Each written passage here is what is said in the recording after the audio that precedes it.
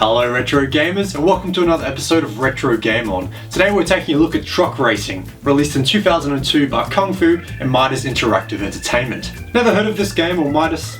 Don't feel bad. Midas was a European publisher of budget games back in the day. Yes, the dreaded budget game. Not all budget games are bad though. Just check out my review of the Italian Job also on the PlayStation for proof of this, or any Codemasters game released in the 80s. So please, be nice to it. We should at least give it a chance. Kung Fu and Midas certainly didn't mess around with the naming of this game. It truly is truck racing through and through.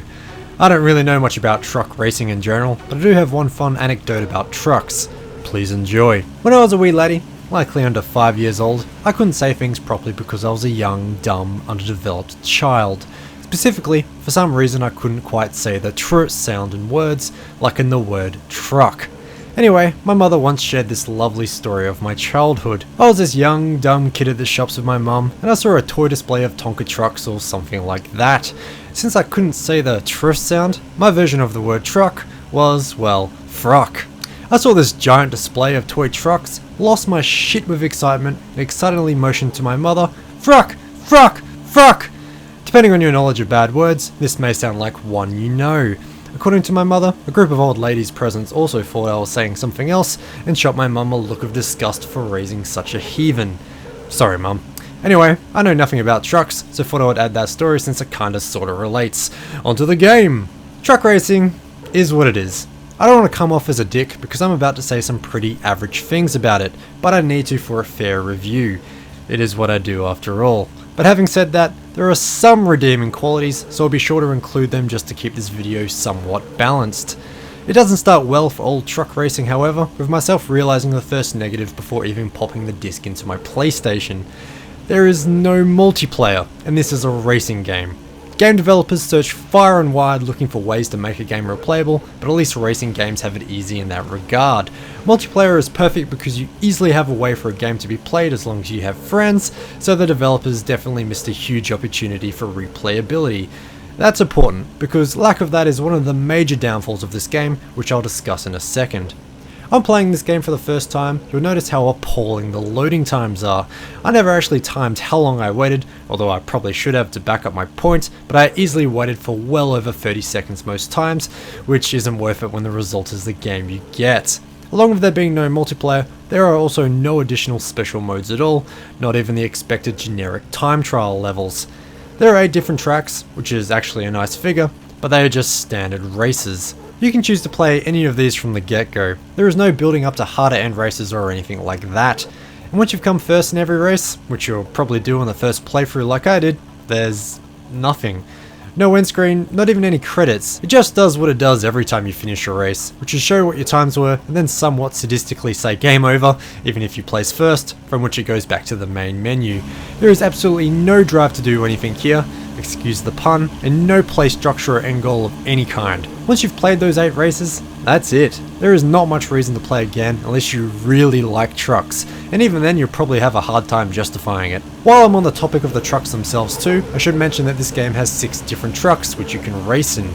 All of these are exactly the same. They're clones in every way, shape or form, except for their colour. Although some do have 2 colours, so maybe I'm being a bit harsh. The sad thing is that even though they are all the same, they actually all handle pretty well no matter what the colour or colours are. The steering and handling is quite heavy, but that's okay. Don't forget, this is truck racing after all. I found them to be quite responsive on the 8 tracks, which are actually all quite well designed too.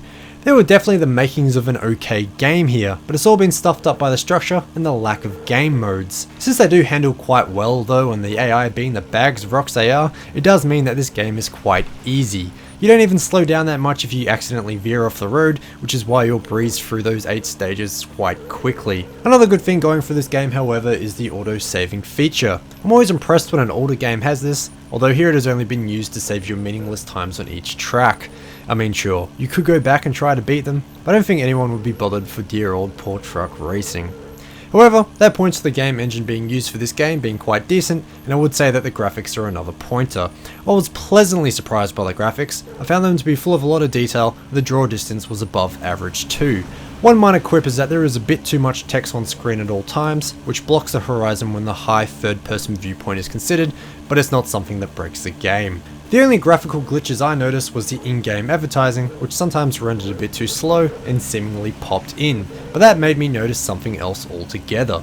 The in-game advertising is all made up. Not a single brand is real. At first I found it funny that they didn't use real advertising support. Surely that would have been an easy way to earn extra revenue and maybe use that to make a better game. But on the other hand, I have a degree of respect for whoever went to the time and effort to make them all up. All just to make this game seem like the others. I've always liked this seemingly alternative reality as well, like in Grand Theft Auto games where there is an alternative for a lot of real world brands too. For some reason, and I don't know why, I've always just found it interesting.